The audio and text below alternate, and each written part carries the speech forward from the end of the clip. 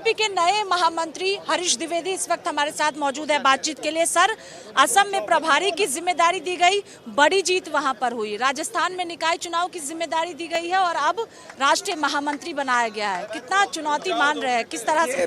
Bharatiya Janata party ने, शीर्ष नेतृत्व ने, आदरणीय प्रधानमंत्री जी ने, आदरणीय राष्ट्रीय अध्यक्ष जी ने, आदरणीय गृह मंत्री जी ने, आदरणीय रक्षा मंत्री जी ने और समस्त शीर्ष नेतृत्व का मैं आभार व्यक्त करता हूँ कि मुझे राष्ट्रीय महामंत्री का दायित्व दिया गया है। निश्चित रूप से जिस आशा और अपेक्षा के साथ पार्टी ने मुझे अवसर दिया है, उस आशा और अपेक्षा को पूरा करने का काम मैं करूँगा। सर, अखिलेश यादव समाजवादी पार्टी के प्रमुख लगातार भारतीय जनता पार्टी पर निशाना साध रहे, पंडित बता रहे हैं और इधर कह रहे बीजेपी, जब पीडीए की बात अखिलेश यादव कर रहे तो कह रहे बीजेपी डर गई है, अब इसीलिए ब्राह्मण समाज को आगे किया जा रहा है। नहीं, देखिए, भारतीय जनता पार्टी में कार्यकर्ता के आधार पर कार्यकर्ता का मूल्यांकन करके आगे किया जाता है। तो उसमें कोई न कोई कार्यकर्ता, हर कार्यकर्ता किसी न किसी जाति का होता है, तो वो उनका जो कहना है वो निराधार है। अखिलेश यादव जी बहुत ज़्यादा हतोत्साहित हो चुके हैं।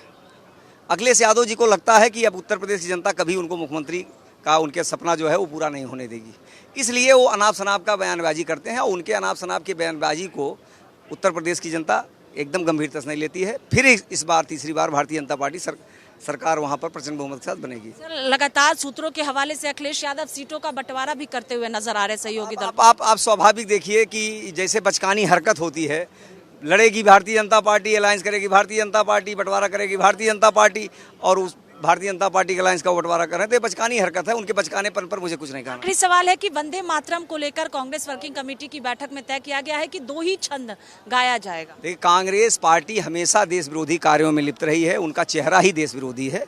कांग्रेस पार्टी न देश के महापुरुषों का सम्मान करती है, न देश के प्रतीक चिन्हों का सम्मान करती है, न देश के सैनिकों का सम्मान करती है। तो एक बार फिर उन्होंने साबित कर दिया कि वो देश विरोधी, देश के महापुरुषों के साथ नहीं है, देश के प्रतीक चिन्हों के साथ नहीं है।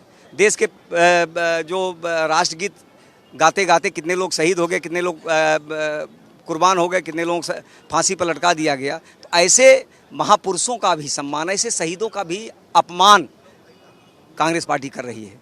तो ये मैं कह सकता हूं कि कांग्रेस पार्टी पूरी तरह से कंफ्यूज है। बहुत शुक्रिया बातचीत के लिए। देखिए, बड़ी जिम्मेदारी हरीश द्विवेदी को दी गई है महामंत्री की और उसके बाद दिल्ली पहुंचे हुए तमाम कार्यकर्ताओं की ओर से स्वागत किया जा रहा है। कैमरा पर्सन सचिन के साथ स्वाति पाठक, भारत।